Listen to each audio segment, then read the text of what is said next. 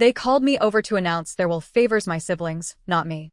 The secret I unveiled next left them speechless, curious about the twist that changed everything. I'm Evelyn Carter, a 32-year-old financial planner in a cozy Raleigh, North Carolina apartment, where summers soar to 90 degrees Fahrenheit and winters drop to 35 degrees Fahrenheit. Each morning, I brew dark roast coffee, analyze investment portfolios at my desk, and drive 6 miles to my office, securing clients' futures with precision. My career, built on a UNC Chapel Hill degree, is my pride, forged through late nights and relentless dedication. But my family never valued it. To them, I'm the invisible provider, clad in simple blouses with no flair, always footing their bills.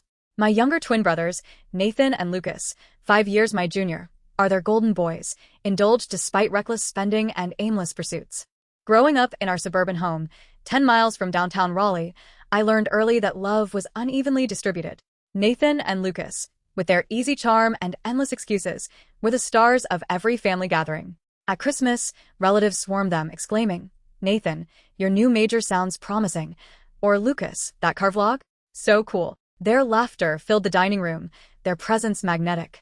Me? I was a shadow in family photos, barely acknowledged. If anyone mentioned me, it was a vague, "Evelyn's good with money," as if my achievements were trivial.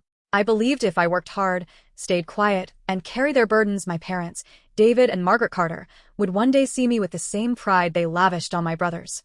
But their eyes stayed on them, their praise reserved for their every misstep.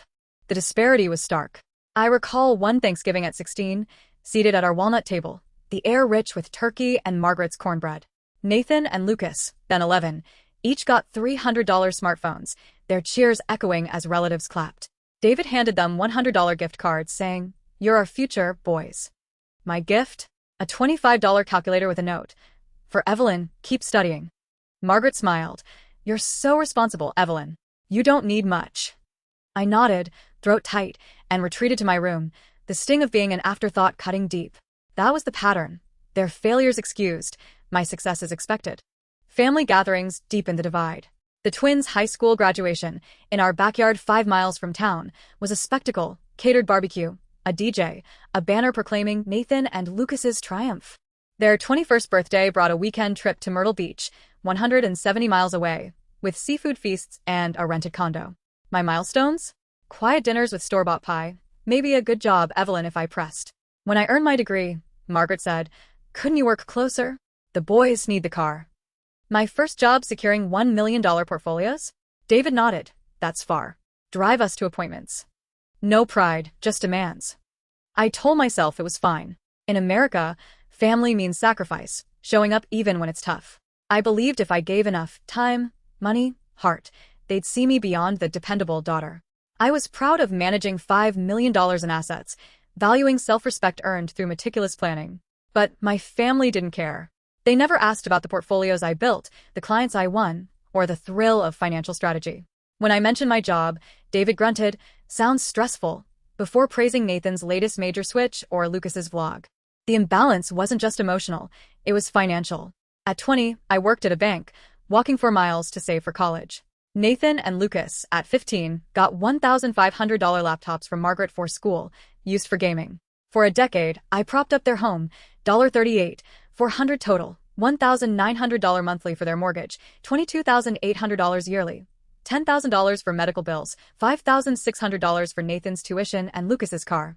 They never asked if I could afford it, just said, "The boys are struggling. Can you help?" I did, quietly, thinking it was temporary. At family dinners, their potential dominated, their vlogs lauded. If I spoke, the conversation shifted, my words fading. Nathan teased, "Evelyn's the bank," and Margaret laughed, but their dismissal masked a truth. I was invisible unless they needed funds. The deepest wound came last year, during a 40 degrees Fahrenheit winter, 10 miles from home. Lucas needed $2,000 for a car, and I paid it. I showed Margaret my promotion, hoping for a nod. She sighed, "That's nice, Evelyn," before gushing over Nathan's new major. I pressed, "What about me?" Her eyes were cold. "You're fine, Evelyn. The boys need us." That moment broke my hope. I wasn't their daughter like Nathan and Lucas. I was their financier, ignored when love was shared. In America, family should be a haven, but mine was a ledger of debts. I hoped for, were proud, Evelyn, but that hope was a chain I bore too long. The scent of pot roast and garlic bread wafted through the kitchen of my parents' suburban Raleigh home, 10 miles from my apartment, as I sat on a white wooden chair, facing David, Margaret, and my twin brothers, Nathan and Lucas. The 70 degrees Fahrenheit evening air was warm, but a cold tension gripped the room. The dining table, once a place of childhood laughter, felt alien, the atmosphere thick with unease. Nathan and Lucas leaned back, smirking with triumph, while my parents exchanged a glance. Margaret's voice, measured and deliberate, cut through the silence. "We want to talk about an important decision." I set my fork down, a knot forming in my chest. David spoke, his tone steady, but stripped of warmth. "We've finalized our will. We want you to hear it from us to avoid confusion." Nathan crossed his arms, a smug grin spreading. "Everything goes to us," he declared, voice laced with victory. I froze, breath catching. "What?" Lucas echoed, casual as if mentioning a trivial fact. "Mom and Dad are leaving the house, the beach condo. All assets to us. You get nothing." Silence enveloped the room, broken only by faint traffic hum from the quiet street outside. I turned to Margaret, desperate for a rebuttal, but she nodded firmly. "It's for the best," she said, clutching her napkin. "You have a stable career, a solid income.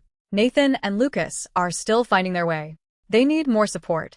A surge of pain, sharp and searing, mixed with rising anger in my chest.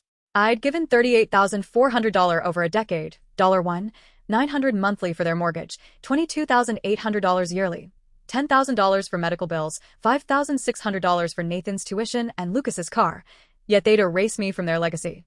"So, after everything I've done, I don't deserve anything?" I asked, voice trembling but edged with defiance. Margaret sighed, her eyes flashing disappointment.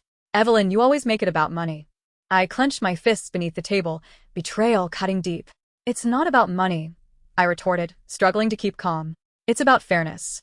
I've been there every time you needed me.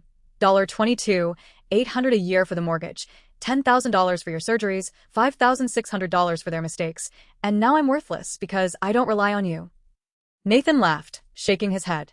"You're being dramatic. No one forced you to help. You loved playing the martyr." Lucas chuckled, amusement glinting in his eyes. "Maybe you thought throwing money at us would make Mom and Dad love you as much as us." His words hit like a physical blow, slicing through my composure. I turned to my parents, expecting them to correct him, to denounce his cruelty, but they remained silent. David stared at his water glass, avoiding my gaze. Margaret's lips tightened, offering no defense. Their silence was a louder verdict than the will, confirming my role, a financier, not a daughter. I swallowed hard, pain swelling in my throat, but forced myself steady. "All right," I said, voice even despite my pounding heart. "If that's your decision, I have one too." Nathan raised an eyebrow, smirking. "Oh, what's that?" I stood, pushing my chair back, my resolve hardening. "From now on, don't expect anything from me." I turned from the table, their stunned faces blurring as I walked out. The pot roast's warmth, once comforting, felt hollow. No one called my name, no one followed. I stepped into the 70 degrees Fahrenheit night, the door clicking shut with finality, severing a tie I'd clung to too long. Driving the 10 miles home, I skipped the radio, needing silence to process. Hadn't I always known I was their safety net, not their child? In my apartment, I sank onto the couch, hands shaking as I opened my banking app. The numbers glared. $1,900 monthly for their mortgage, $1,200 for Nathan and Lucas's whims, $38, $400 total over a decade. I'd covered their bills, their errors, believing it would earn their love. Now, they'd chosen my brothers, leaving me nothing. My finger hovered over canceled transfer, pulse racing. For years, I'd shouldered this burden, but their choice, to value Nathan and Lucas's needs over my sacrifice, released me. I clicked. The notification read. Recurring payments stopped. Relief flooded me, mingled with anger and grief, lifting a decade's weight from my shoulders. The next morning, Margaret called, voice sharp. "Evelyn, did you cancel the payment?" I inhaled deeply. "Yes, Mom. I'm done." She paused, then snapped. "Family supports each other. We need that money for bills." I gripped the phone, steady. "Family only matters when I'm paying. I've given enough, but I'm nothing to you." Her voice rose. "You're selfish, Evelyn. It's not about money." I laughed, bitter. "If it's not, let Nathan and Lucas pay." Silence stretched. "You've changed," she said, cold. "This isn't the Evelyn I raised." I closed my eyes. "This is me, Mom, but you never saw me." I hung up, heart firm. In America, Family is about love and fairness, but mine saw me as a bank. I'd valued self-respect, built through $5 million portfolios, but they cherished my brother's failures. Their silence at the table, their choice to erase me, wasn't about money.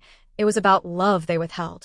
Canceling $1,900, $1,200, I shed their expectations, stepping into a life where I wasn't just the one who paid. The night air was crisp outside my Raleigh apartment, 10 miles from my parents' home, as I sat on the couch, staring at my banking app, the canceled transfers $1,900 monthly for their mortgage, $1,200 for Nathan and Lucas, staring back. The 70 degrees Fahrenheit warmth inside couldn't ease the chill in my chest after David and Margaret's announcement. There left everything to my brothers, nothing to me. I'd given $38,400 over a decade, $22,800 yearly for their mortgage, $10,000 for medical bills, $5,600 for Nathan's tuition and Lucas's car. Yet they'd erase me, prioritizing my brother's needs. Their messages, you're selfish. You're destroying us, flooded in after I cut support, but the betrayal ran deeper. They treated me as an ATM, not a daughter, their love reserved for Nathan and Lucas's failures. I'd been the Carter family's backbone, keeping their home afloat through financial storms. For 10 years, I'd sent $38,400, working overtime to cover their bills, sacrificing dreams to fund their lives. Each payment was a plea for their love, a belief my $5 million portfolios would earn their pride. But David's silence and Margaret's "you make it about money" at that dinner table revealed a brutal truth. I was a tool, not family. The pain wasn't new. It was a wound reopened, raw and searing, from years of being unseen beside my brother's indulged mistakes. Nathan and Lucas squandered thousands. Nathan on failed majors, Lucas on a car for vlogs. Yet Margaret excused them. They're finding their way. I'd sent $22,800 yearly while they flaunted $200 sneakers, my nights spent crunching numbers. The deepest hurt came from their dismissal of my sacrifice. Margaret's "you're abandoning us" ignored the $38,400 I'd given, demanding more. David's "family is family" framed my contributions as duty, not love. Nathan's "you're a traitor" and Lucas's "you'll regret this" mocked my stand, as if their lifestyles weren't built on my labor. They'd never asked, "Evelyn, are you okay?" They called when bills loomed, when Nathan needed tuition, when Lucas wanted a car. But when I needed them, when I craved a place in their will, they chose my brothers. The betrayal wasn't just the will. It was the realization I'd been a resource, valued only when they're in America. Family is a sanctuary where effort meets love. I'd clung to that, valuing self-respect through late nights and flawless portfolios, believing my sacrifices would matter. But I was wrong. I'd given $38,400, walked 4 miles to work in 40 degrees Fahrenheit rain, poured my heart into a career, and they never said, "we're proud." Their messages, "you've changed," twisted my role as provider into betrayal. I'd skipped vacations, worked through exhaustion, yet they expected more, offering no gratitude. The wound was a void, eroding the hope I'd held for their love. I recalled every moment my brothers were exalted. Nathan's major switches ambitious, Lucas's vlogs creative, while my degree was met with, "work closer for them." At dinners 5 miles from home, relatives lauded their antics, while my portfolios got, "that's nice." I'd given $38,400, my youth, my dreams, and never heard thanks untied to another demand. As I sat in my 75 degrees Fahrenheit apartment, their betrayal crystallized. They'd taken my money, my heart, and cast me out. The pain wasn't just a will. It was losing the illusion I'd ever been their daughter. The Raleigh night was warm at 75 degrees Fahrenheit, but a storm brewed inside my apartment, 10 miles from my parents' home, as I stared at my banking app, the canceled transfers, $1,900 monthly for their mortgage, $1,200 for Nathan and Lucas, marking my stand. David and Margaret's will, leaving everything to my brothers, had shattered me, dismissing my $38,400 sacrifice, $22,800 yearly, $10,000 medical bills, $5,600 for siblings. Their messages, "you're selfish. You're destroying us," piled up, but Lucas's vandalism, sealing my door with industrial foam, pushed me to a breaking point. 3 weeks after cutting support, a family meeting summons arrived.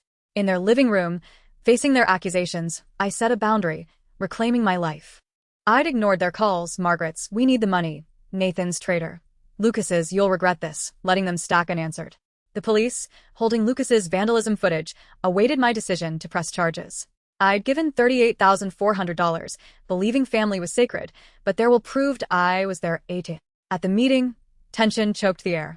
Nathan and Lucas sat, arms crossed, eyes cold. David stood by the fireplace, Margaret in an armchair, eyes red. Before I spoke, Margaret's voice trembled. Evelyn, how far will you go to destroy us? I frowned. What? David sighed. You've put us in financial ruin. Your mother's breaking down. I laughed, humorless. I'm the reason Mom's exhausted? What about the years I paid $22,800 yearly, $10,000 for your surgeries, while she was fine? Nathan scoffed. You always make it about money. The world doesn't revolve around you. Lucas leaned forward, defiant. You've got a cushy job. Why make a fuss? You're just selfish. Their words stung, but I'd come hoping for honesty, not manipulation. I stood, voice steady. If this is why I'm here, don't waste my time. I'm not coming back. Margaret's face paled. What? I looked around the house, once home. I've done everything to be family, but if my worth is only my money, I don't need that love. I walked out, their silence deafening, the door closing with finality.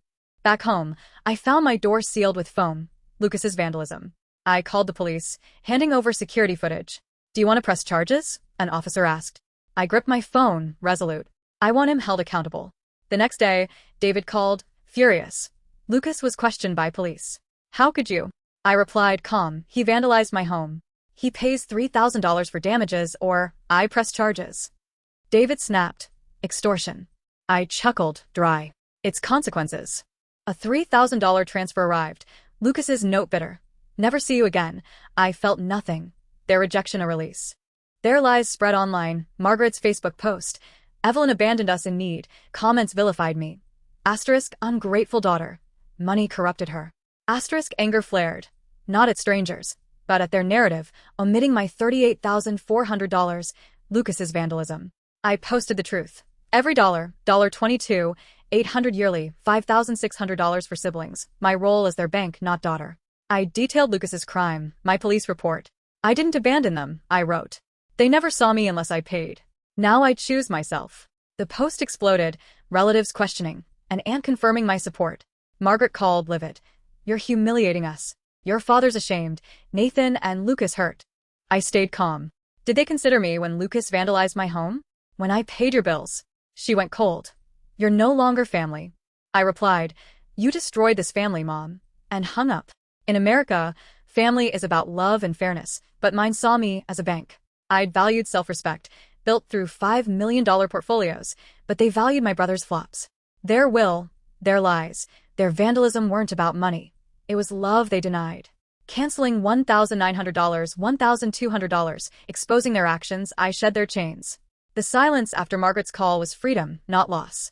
I wasn't their financier anymore, but Evelyn Carter, choosing a life where my worth wasn't tied to their demands. The Raleigh summer hummed at 85 degrees Fahrenheit outside my apartment, 10 miles from my parents' foreclosed home, as I sipped iced tea, the 75 degrees Fahrenheit coolness wrapping me in peace. My stand, cutting $38,400 in support, $22,800 yearly mortgage, $10,000 medical bills, $5,600 for siblings, after their will excluded me, ignited chaos. My public post, exposing their lies and Lucas's vandalism, went viral, dismantling their narrative of me as the selfish daughter. David, Margaret, Nathan, and Lucas faced ruin. Their pleas, asterisk, you're destroying us, asterisk, unanswered. As their world collapsed, I felt no urge to save them. Their downfall was swift. Margaret's guilt-tripping posts vanished, her silence dark after my expose. David's calls, asterisk, you're no longer family, asterisk, stopped, his pride crushed. Nathan and Lucas's taunts, asterisk, traitor, regret this, asterisk, faded, their social media dormant. Neighbors, 5 miles from downtown, whispered about their lost home. Relatives distanced themselves, and Raleigh's tight-knit community, once charmed by my brother's potential, scorned their deceit. Aunt Laura called. Evelyn, it's bad. Your parents are broke. Nathan's jobless. Lucas is drifting. I nodded, unsurprised. The family that cast me out faced the cost of their choices. The house, a $400,000 anchor I'd sustained, was their ruin. Without my $22,800 yearly, the mortgage defaulted. Listings appeared. 123 Oak Street, $350,000, urgent. Laura texted. No buyers. Roofs leaking, pipes burst. The $10,000 I'd paid for repairs, $1,900 monthly, wasted, neglected by my brother's inaction. The home, once alive with Christmas feasts and Myrtle Beach trips 170 miles away, stood empty, a symbol of their favoritism, abandoned, decaying, with no one to fix it. Nathan and Lucas faced the harshest fallout. Nathan, fired for poor performance, drifted jobless. Lucas's influencer dreams fizzled, his vlogs ignored. Laura said, "They're scrambling, living off odd jobs." I sipped my tea unmoved. They, who'd taken $5,600 while I sent $38,400, learned the instability they'd coasted through, their charm useless in the 85 degrees Fahrenheit heat. David and Margaret suffered most. David worked night shifts at a warehouse. Margaret cleaned houses hourly, their health fading. Laura noted, "They're exhausted, selling heirlooms." The family that excluded me crumbled under their own weight. Family traditions, Thanksgiving dinners, beach escapes, ended. Relatives, who'd praised my brother's flops, stopped calling, their silence louder than past cheers. My cousin Emma, 15 miles away in Cary, texted, "Evelyn, they're done. Your post woke everyone." I replied, "They woke themselves." I showed the truth. Her silence echoed their collapse. Margaret's post, blaming me, was drowned by my $38,400 truth. David's call, "We've lost everything," went unanswered. I'd given $38,400, endured exhaustion, and they'd erased me. Their pleas couldn't undo their lies. The fallout wasn't just financial, it was social. David and Margaret, blind to my brother's failures, faced enabling them. Lucas's vandalism, costing $3,000, was their legacy stain. They blamed me, their anger a shield, but I didn't carry it. I'd given $38,400, my time, my heart, and they'd given me a will that excluded me. Now, they learned family ties break when built on exploitation. As their house sat unsold, I felt release, not guilt. I'd stopped being their bank, and the freedom was sweeter than any family tie. The Raleigh autumn glowed at 65 degrees Fahrenheit outside my apartment, 10 miles from my parents' lost home. As I sat sketching by a sunlit window, the 70 degrees Fahrenheit warmth cradling me. 6 months after David and Margaret's will excluded me for Nathan and Lucas, their betrayal, ignoring my $38,400, $22,800 yearly mortgage, $10,000 medical bills, faded. I'd cut support, exposed their lies and Lucas's vandalism online, and stood firm against their pleas. You're selfish. You're no family. Their world, foreclosure, Nathan's joblessness, Lucas's drift, collapsed, but in my haven, I found peace, choosing myself over a family that never chose me. I embraced my routine, the apartment's light warming me as I analyzed portfolios. My job, 6 miles away, thrived. My $5 million portfolio's a testament to grit. I'd been their fixer, $38,400 for their home, $5,600 for siblings, but their will freed me. That betrayal, Margaret's, you make it about money, forged a boundary, opening a life where I mattered. I redirected the $1,900 monthly to savings, booking a trip to Florence, Italy, 4,700 miles away, where 60 degrees Fahrenheit cobblestone streets sparked my sketching. I joined a book club 2 miles away, debating novels with strangers turned friends. I bought a $1,500 camera, a dream shelved for their bills, its lens a rebellion against $25 calculators I'd accepted as a teen. My phone stayed silent. No more rants from Nathan, pleas from Margaret, or demands from David. The silence was liberation. I believed family was sacred, but mine proved otherwise. True family is respect, not blood. I found it in new places.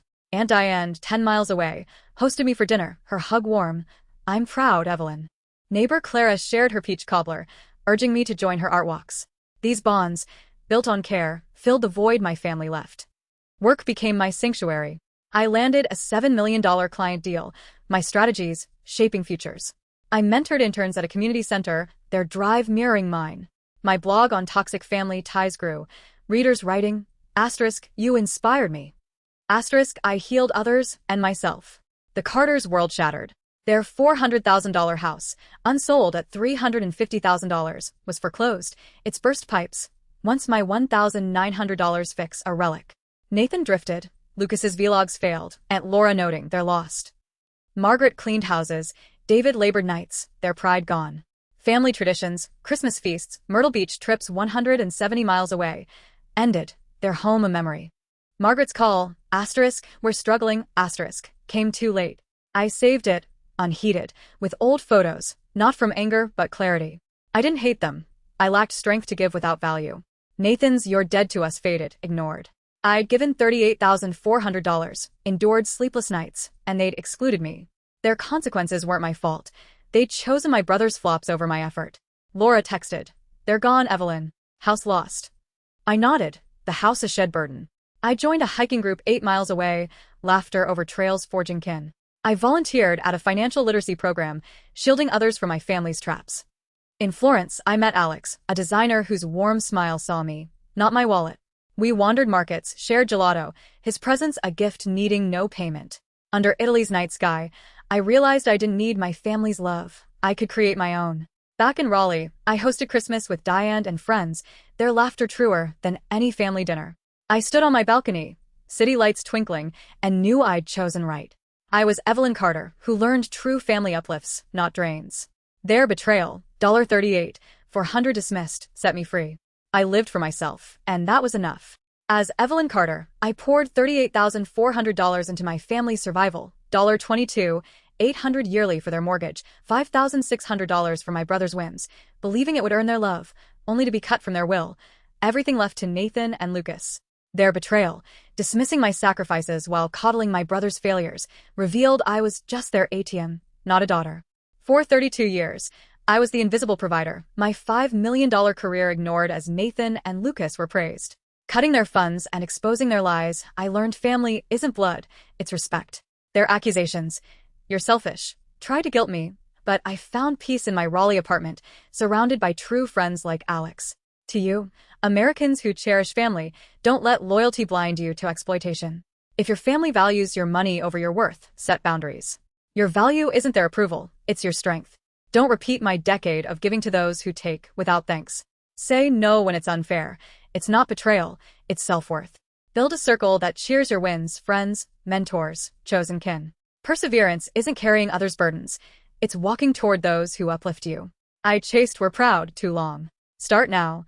Demand respect, live for yourself, and find freedom in being enough.